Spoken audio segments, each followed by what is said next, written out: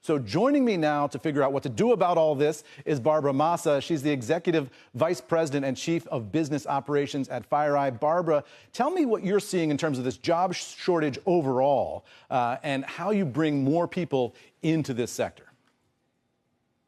Great. Well, thanks for having us here for this really important discussion.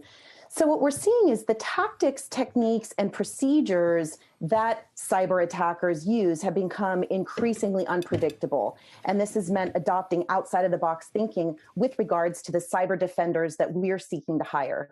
So while traditional college systems absolutely play an important role in growth and development, they can't be the only place that we go to find and nurture cybersecurity talent.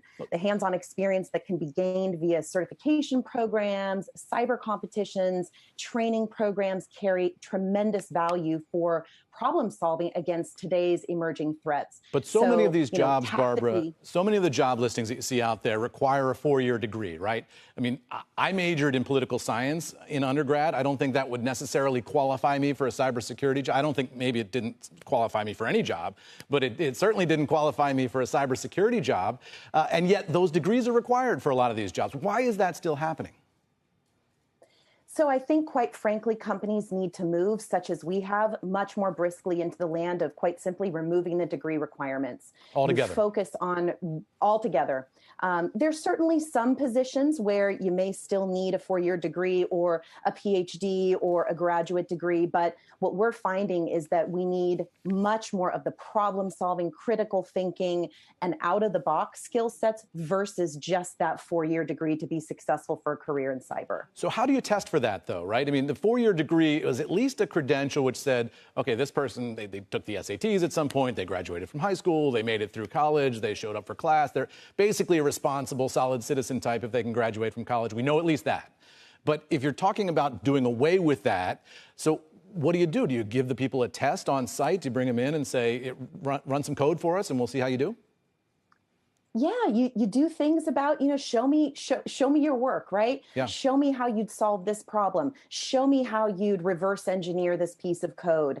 And then there's also certification programs. And what we found is that in this environment where the problems require so much more agility to solving them, sometimes those short form cert programs that are much more quick and relevant and up to date have been equally impactful in showing us that they have the capability to solve these problems.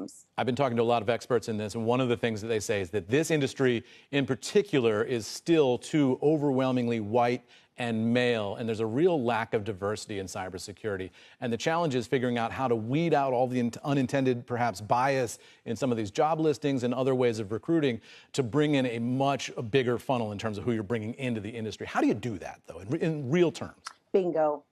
Bingo. So that was one of the big drivers for us removing the degree requirements for the vast majority of our positions as well, was we really sought a much larger talent pool. And oftentimes those diverse candidates, they don't have a path to a 4-year Ivy, or they don't have a path to a 4-year degree. So we're concentrating more of our time at regional technical institutes, community college, cert programs, training and finding people at conferences like B-Sides and DEF CONs or similar. So that has opened up the aperture significantly on our ability to tap into far more broad, diverse pipelines, which is, good for all of us, not just solving cyber issues, but good for humanity and the right thing to do. Now, all these private sector companies rely on the government. They rely on cybersecurity experts at the FBI, NSA, and all those different 3-letter agencies that we talk about in cybersecurity. And yet the government itself is really struggling with this hiring issue as well, and really trying to figure out exactly how they can bring in people. One of the statistics we heard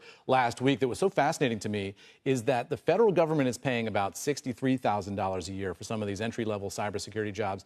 And then you look at what's happening in the private sector, they're making $100,000 a year. It's just a huge difference.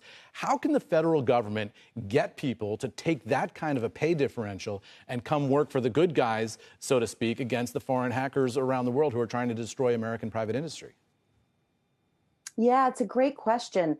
I think we have an opportunity to do much more public-private partnerships. That's something that we've kind of tested the waters with on a small scale. Those that go into service, they're very mission-oriented, rightly so. And I think we in the private sector have an opportunity to play a bigger role in helping do some of that talent exchange, information and knowledge sharing, and kind of joint training so that those that do want to go in and provide service have the opportunity to experience and do that knowledge exchange more so than public-private does today by way of talent exchange. And I think that that's something that has a lot of opportunity that we're just starting to explore. Shepard Smith here. Thanks for watching CNBC on YouTube.